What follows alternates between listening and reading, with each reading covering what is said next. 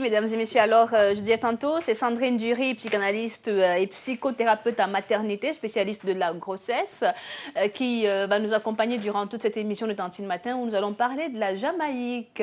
Connais-tu la Jamaïque, Sandrine? Oui, bien sûr.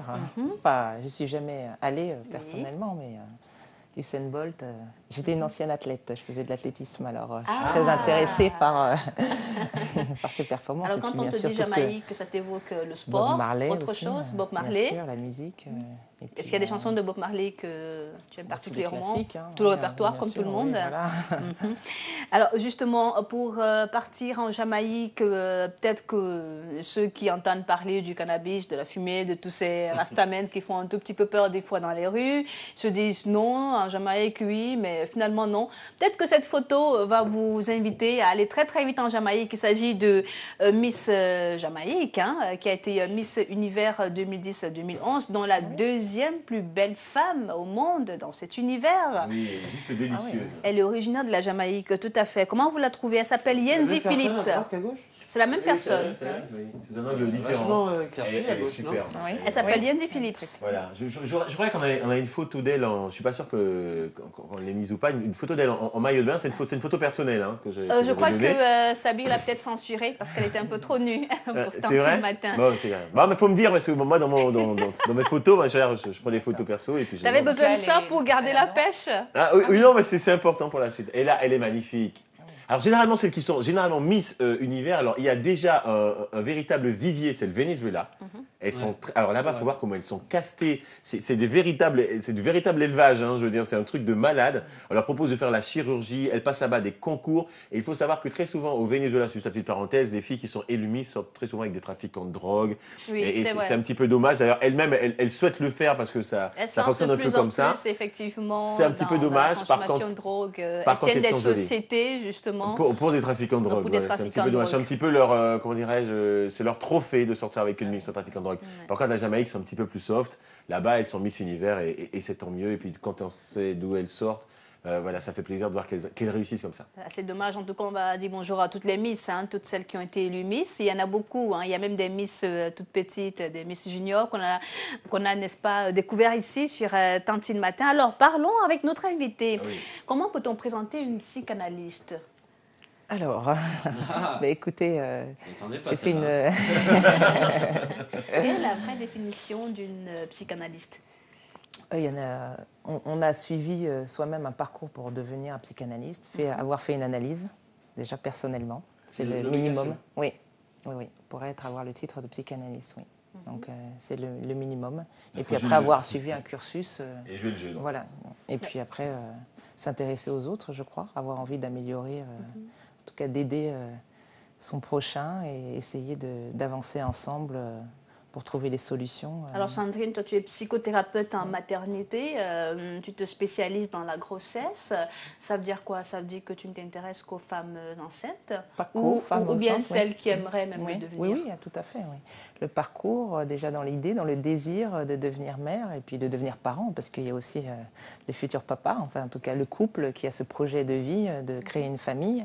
Puis après la période de la grossesse, qui est une période vraiment à part dans la vie d'une femme, dans la vie d'un couple, puisque tous les jeunes papas, ou en tout cas les papas le savent, une femme est complètement différente pendant sa grossesse, les hormones jouent leur rôle, ils découvrent d'autres choses. Oui, elle est chiante. Oui. non, je ne sais pas, il y a aussi des moments très Alors, agréables. juste avant de continuer, je ne sais pas, c'est votre point de vue.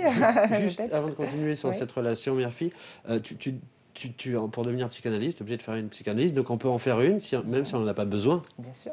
C'est ça? Oui. Et oui. Après, ça part d'un désir personnel de faire une analyse. Après, c'est pas qu'un besoin absolu tout de suite dans les médias. On peut avoir cette démarche-là pour essayer aussi de mieux se connaître, d'apprendre des choses sur soi. L'être humain a besoin de faire une psychanalyse ou tout le monde n'a pas besoin de faire une analyse non plus. Alors, on peut très bien vivre une vie passe, très épanouie. Je suis avec mon compagnon, j'ai envie d'un enfant, je viens vous voir 2 mois avant, 1 an avant, comment ça se passe? Voilà, ça dépend. Non, il n'y a pas vraiment, il n'y a pas de règles strictes à ce moment-là. Ça dépend de la vie personnelle, du vécu, des histoires aussi de chacun, des relations avec ses parents, avec la famille, des frères et sœurs. On a toutes tous et toutes des histoires comme ça qui sont liées à des moments donnés, vécus dans l'enfance ou avant, ou à un moment de vie aussi. On n'est pas pareil quand on a aussi le premier enfant, le deuxième ou le troisième. Ça dit qu'on te raconte d'abord toute notre vie, on te dit ce qui s'est passé avant dans nos vies. On se livre en fait, on se livre complètement. Et puis après on accompagne vraiment. D'accord, on reviendra sur tout ce qui est dit sur le saut de la confidentialité. Moi je voudrais revenir sur des images qu'on a des psychanalystes. On a toujours vu dans les films l'homme ou la femme qui rentre dans le cabinet du psy et qui s'allonge sur un fauteuil et la psy à côté qui prend des notes. Cette image-là, elle est vraie, c'est ce qui se passe en réalité. D'accord. Et la deuxième image, vous avez un petit peu donné votre point de vue et expliqué ce que je ne savais pas. C'est que... Fais gaffe avec ton doigt quand même. Ça... Oui. Là, c'est une psy là. Elle va te dire des choses après. Ouais. Après, je ferai le compte-rendu. D'accord. Et moi, je voulais savoir en fait si donc pour ça, avant tout, le psy, c'est pas une question vénale comme on veut nous faire croire partout. On s'allonge et puis on paye. Il y a vraiment une question de s'intéresser à l'autre. Il y a un amour de l'autre, en fait. Hein. Bien sûr, oui. Après, comme partout, dans toutes les professions, vous pouvez en trouver qui veulent absolument professionnellement réussir et qui n'ont peut-être pas d'intérêt.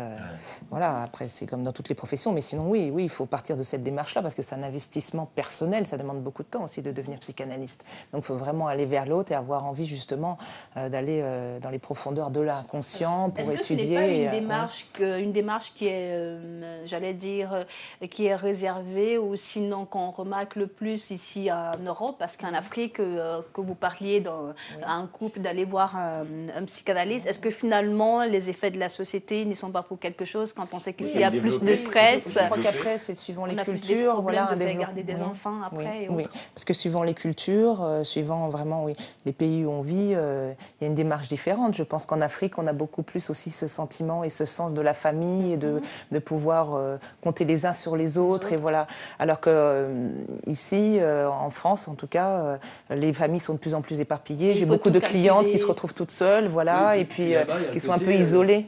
Là-bas, il y a le côté, si vous voyez un psy, c'est que vous êtes un peu fou, quoi. Oui. Mais il y a toujours en arrière-plan cette idée-là, hein, de toute façon. Ça reste toujours un peu tabou, même si ça se démocratise.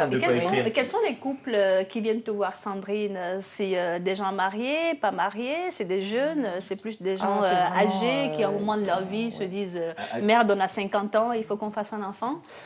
Il y a beaucoup, maintenant, oui, il y a beaucoup de femmes qui, comme les femmes travaillent, font des études plus longtemps, travaillent et décident d'avoir des enfants plus tard, parce que la moyenne d'âge ici en France est de 29 ans, la moyenne. Donc oui, il se pose aussi un problème après physiologique.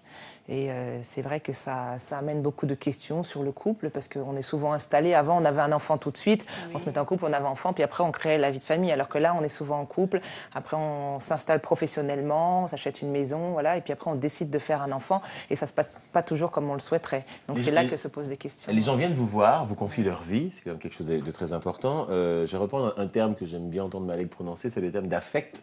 Alors, il y a un affect qui se développe quelque part, vous vous attachez aux gens un petit peu. C'est quoi la barrière? Parce que quand quelqu'un vous raconte ses problèmes, même si vous êtes censé amener une solution, mais il y a un attachement qui se crée, je ne sais pas. Alors là, c'est justement ce pourquoi on est formé en tant que psychanalyste, ce qu'on appelle le transfert, en fait, et le contre-transfert. Voilà. Donc, c'est-à-dire qu'à un moment donné, le patient va vraiment vous transférer en fait toutes ses émotions et, je sais pas, vous prendre pour son père qui déteste ou sa grand-mère, voilà. Voilà. Et puis après, c'est à nous aussi de gérer ce contre-transfert, c'est-à-dire ce que nous-mêmes, on va lui renvoyer. Ça sert aussi justement d'avoir fait soi-même une analyse pour pas à ce moment-là se projeter dans l'histoire du patient et puis commencer à échanger avec lui. Parce que là, on n'est pas un ami, c'est bien ce qui fait la différence entre aller se confier à un ami ou à quelqu'un de proche et aller se confier à un psychanalyste. Est-ce que c'est des relations qui se poursuivent après? On va le savoir dans quelques instants sur Tantine Matin. On va revisiter, n'est-ce pas, sa carrière d'auteur, qui nous présente plusieurs livres. Et il y a un, justement, qui est en préparation sur le coaching pendant la grossesse. Merci de rester en notre compagnie, mesdames et messieurs. Alors, on vous propose un clip, question bien sûr de respirer un tout petit peu. Oui, le temps de se psychanalyser. C'est rapide, là. Vaste psychanalyse. Combien on vous doit, docteur? Je vais vous dire ça. Saras, que vous connaissez certainement, puisque nous l'avons déjà diffusé ici plusieurs fois sur Tantine Matin. On vous propose le clip et juste derrière, on va découvrir la Jamaïque avec Rio.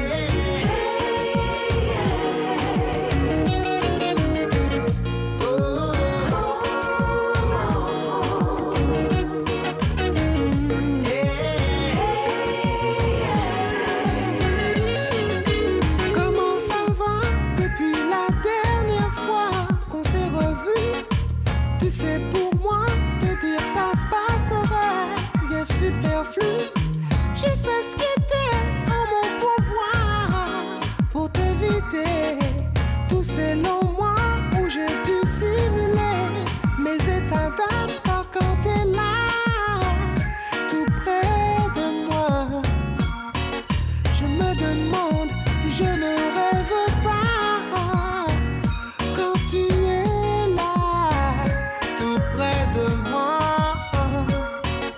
Mais manque de moyens ne trompe pas. J'ai beau cacher mes sentiments, mais j'ai dans la peau et le nez serait faux. J'ai beau cacher mes sentiments, j'ai beau cacher mes sentiments, mais j'ai dans la peau et le nez serait faux.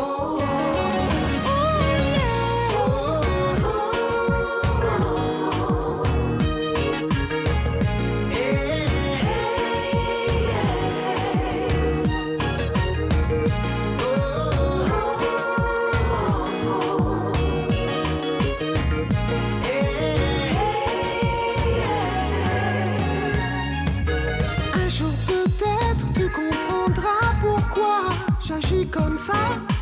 Te protéger est une priorité, ne le prends pas mal. C'est difficile, tu peux me croire. Je suis résignée, toutes mes histoires sont des désastres et ça me rend fou. J'ai beau cacher mes sentiments, oh yeah, mais j'ai dans la peau, oh yeah, et le nez serait faux.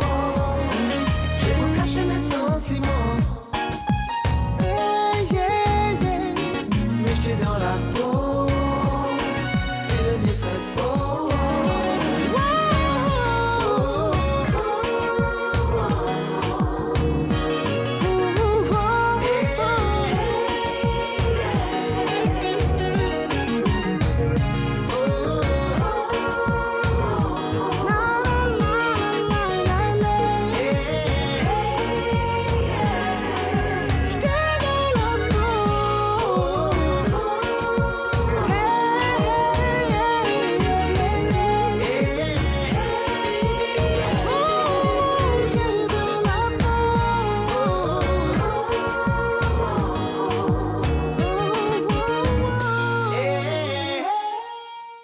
Sir As, qu'on aime bien, Rio, tu le connais d'ailleurs, cet artiste? Oui, oui, j'ai eu l'occasion d'aller en studio avec lui pour le voir travailler. Très sympathique, fan de Prince de la première heure. Et puis surtout, il essaie toujours de faire des musiques fort originales. C'est marrant qu'on parle de lui là aujourd'hui, parce que tu as un enfant avec lui. Hein. Ça n'a rien à voir, je ne sais pas parler de notre vie privée. Et ça n'a rien à voir non plus avec As Diop, qu'on pourrait aussi appeler Sir As. Exactement. Voilà. Et son album s'appelle As de cœur. Et voilà, donc c'est un artiste vraiment, vraiment prolifique et très avant-gardiste. À suivre. Exactement. Merci de rester en notre compagnie, mesdames et messieurs. Alors, on va y aller tout de suite pour la Jamaïque avec Rio. Oui. Quelles sont les couleurs de la Jamaïque? Non, les couleurs de Jamaïque, on peut le voir sur le drapeau. Hein, c'est bien sûr le jaune, le, hein, jaune voilà, le vert, et puis également le noir. Voilà. Tout ça dans un croisé parfait. Hein, voilà. Au niveau de la géométrie, c'est juste, je ne peux pas m'arrêter sur la géométrie, mais juste vous dire que c'est juste. Surtout ne t'aventure pas. Dans un truc, là, tu vas Voilà. t'enfoncer tout seul. Alors, c'est juste parfait. je vois 3 triangles. Combien de triangles voyez-vous cette image? Alors, 150 km de Cuba, hein, c'est là que ça se trouve, hein, 11 425 km carrés, 2 804 332 habitants. Et dans 800 000, comme je l'ai dit précédemment, j'en avais oublié 2 millions que j'avais mis dans ma poche. Donc, je les remets dans le compteur. Troisième plus grand.